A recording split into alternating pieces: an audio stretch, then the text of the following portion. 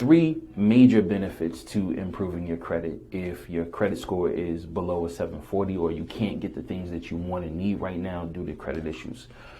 So one is improving your living conditions.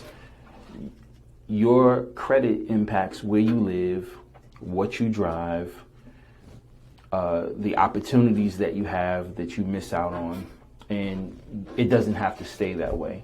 Number two, reducing your expenses. So if your credit isn't good and you have higher interest rates, now that's less money that you can save, less money that you have to invest.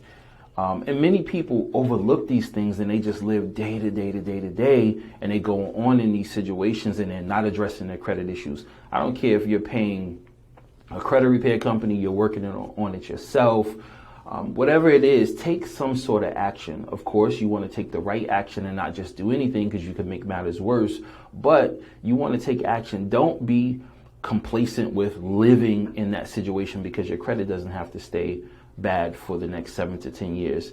And the third thing is ending embarrassment, worry, inconvenience. Every time you go to fill out a credit application, you're worried about are you going to get approved, or you're embarrassed, or you pull back because you know that your credit isn't good.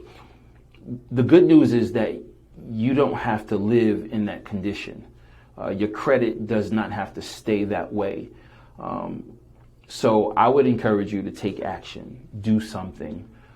Something is better than nothing. Don't keep your credit in bad condition because you're the one who is suffering from that.